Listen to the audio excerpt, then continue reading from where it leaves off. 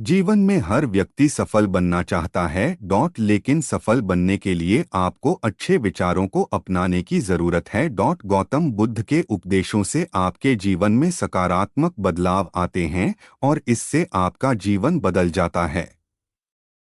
यही कारण है कि बुद्ध के विचारों को सुखी जीवन का सूत्र कहा जाता है।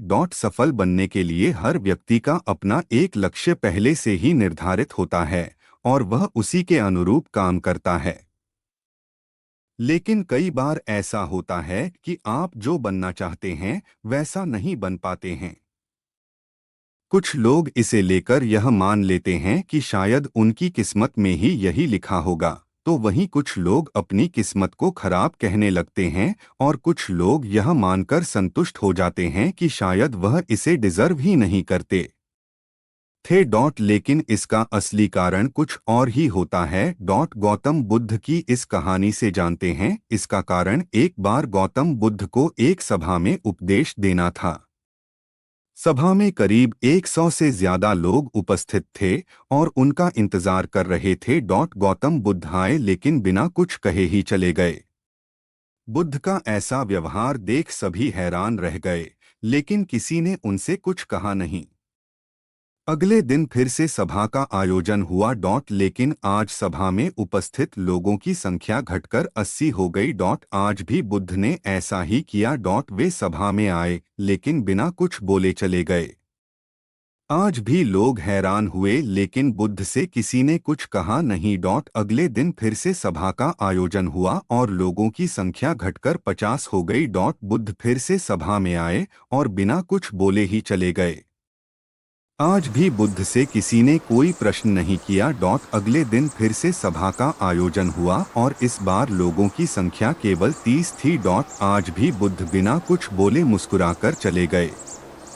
आप कहानी को पढ़ते हुए इरिटेट हो गए होंगे और सोच रहे होंगे कि आखिर बुद्ध को कुछ बोलना नहीं तो बार बार सभा का आयोजन क्यों हो रहा है। ठीक इसी तरह सभा में मौजूद लोगों को भी गुस्सा आ रहा था। लेकिन इसका जवाब जानने के लिए आपको धैर्य रखना होगा। अगले दिन फिर से सभा का आयोजन और आज सभा में केवल 15 लोग ही उपस्थित रहे। लेकिन आज गौतम बुद्ध ने अपना स्थान ग्रहण कर लिया और उपदेश देने के लिए बैठ गए। बुद्ध ने जिन 15 लोगों को उपदेश दिए वे उनके भिक्षु बन गए और इन लोगों ने आगे चलकर बुद्ध के ज्ञान को अलग अलग दिशाओं में फैलाया। एक बार इन लोगों ने बुद्ध से प्रश्न किया कि सभा का आयोजन होने के बावजूद भी आप क्यों कई दिनों तक बिना बोले ही चले जाते थे। बुद्ध ने उत्तर दिया, मैं उन लोगों को खोज में था जो लायक हों। सभा के पहले दिन 100 से भी ज्यादा लोग थे, लेकिन उनमें से ज्यादातर लोगों को मेरे उपदेश से कुछ मतलब नहीं था। इसके बाद जो लोग अगले दिन आए उन्हें भी मेरे उपदेश से कोई मतलब नहीं था। वो तो केवल इसलिए आए थे क्योंकि वो देखना चाहते थे कि आखिर सभा में होता क्या है। लेकिन मुझे ऐसे लोगों की तलाश थी जो मेरे ज्ञान को जनवरी से जनवरी तक पहुंचाएं। मैं कई दिनों तक इसलिए बिना बोले चला गया क्योंकि मैं यह देखना चाहता था कि आखिर वो कौन लोग हैं तो सच में मेरे उपदेश को सुनना चाहते हैं और जिन्हें वास्तव में ज्ञान पाने की प्यास थी। ऐसे लोग ही रोज आएं। गौतम बुद्ध कहते हैं कि जिनके भीतर धैर्य था उन्हें मुक्ति का मार्ग मिला और जो लोग जल्दबाजी में थे वो आज घर पर बैठे हुए हैं। बुद्ध कहते हैं कि जिन लोगों में धैर्य का गुण होता है वे जीवन में कुछ भी पा सकते हैं। फिर चाहे आपका लक्ष्य कुछ भी हो, बिना धैर्य के कोई भी सफलता के लक्ष्य तक नहीं पहुंच सकता। आज भागदौड़ भरी जिंदगी में लोगों में धैर्य नहीं है। सभी में जल्दबाजी और शीघ्र अतिशीघ्र किसी कार्य को करने की होड़ मची है। लेकिन गौतम बुद्ध बताते हैं कि अपने भीतर धैर्य को कैसे बढ़ाएं। बुद्ध कहते हैं कि निरंतर अभ्यास से हम अपने भीतर के धैर्य को बढ़ा सकते हैं। यानी आप जो भी बनना चाहते हैं उसके लिए धैर्य की आवश्यकता है। एक बार एक लड़का गौतम बुद्ध के पास जाकर कहता है, मेरे जीवन में बहुत अशांति है, कृपा करके आप मेरा मार्गदर्शन कीजिए। जिससे कि मैं इस अशांति से छुटकारा पा सकूं। गौतम बुद्ध लड़के से जीवन की अशांति का कारण पूछते हैं। लड़का उत्तर देता है, अत्यधिक विचारों के कारण मेरे भीतर बहुत सारे विचार आते हैं, जिससे मेरा मन अशांत रहता है। बुद्ध मुस्कुराते हुए कहते हैं, ऊपर आकाश की ओर देखो और बताओ कि तुम्हें सूर्य दिख रहा है। लड़का ऊपर देखता है और कहता है, धूप दिख रहा है। बुद्ध उससे पूछते हैं कि अगर तुम लगातार धूप में खड़े रहोगे तब क्या होगा। वह कहता है, मुझे अत्यधिक गर्मी लगेगी और शरीर में बेचैनी होगी। बुद्ध लड़के से कहते हैं कि अगर धूप में खड़े रहने से तुम्हें गर्मी लगती है तो इसमें दोष किसका है, सूर्य के ताप का या तुम्हारा। लड़का कुछ सोचने के बाद कहता है, इसका जवाब आप भी बताइए। बुद्ध कहते हैं, सूर्य का काम है ताप देना और ताप का काम है गर्मी लगना। ऐसे में तो दोष तुम्हारा ही है कि तुम धूप में जाकर खड़े हुए, जिससे कि तुम्हें गर्मी लगी।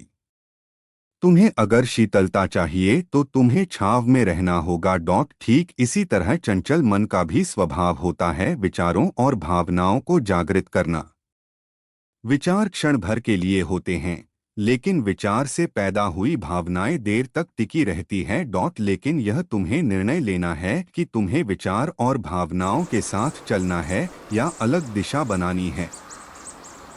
बुद्ध कहते हैं, मन को शांत करने के लिए तन के आयाम पर काम करना सबसे आसान तरीका है। शरीर के स्तर पर हमारी कर्मेंद्रियां और ज्ञानेंद्रियां है। कर्मेंद्रियां कर्म और ज्ञानेंद्रियां ज्ञान से जुड़ी होती है। इससे हम अपनी संवेदनशीलता को बढ़ा सकते हैं। यानी हम जो भी काम करें उसे आनंद के साथ करें। मन के आयाम से हटकर तन के आयाम पर जाने से ही तुम्हारा चित्त शांत होगा। ऐसा करने से तुम मन के आयाम से हटकर शरीर के आयाम पर आ जाओगे। ठीक उसी तरह जैसे तुम धूप से हटकर छांव में आ सकते थे।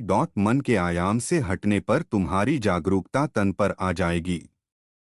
जब तुम तन के आयाम पर काम करोगे तब तुम्हारा चित्त शांत होगा। इसलिए हर काम को तन के आयाम पर करने से मन स्वतः शांत हो जाता है। अपने मन के विचार और भावना को नहीं बल्कि सुर को सुनो। लड़का बुद्ध से कहता है, अपने भीतर के सुर को कैसे सुने। बुद्ध कहते हैं, किसी शांत स्थान पर रहकर जहां शांति हो।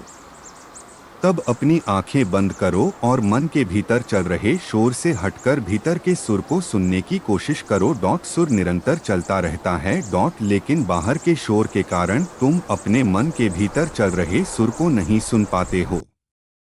जब तुम अपने दोनों कानों को अपने हाथों से बंद कर दोगे तभी मन के सुर को सुन पाओगे। इस तरह तुम मन की अशांति से दूर हो जाओगे और तुम्हारा मन शांत हो जाएगा।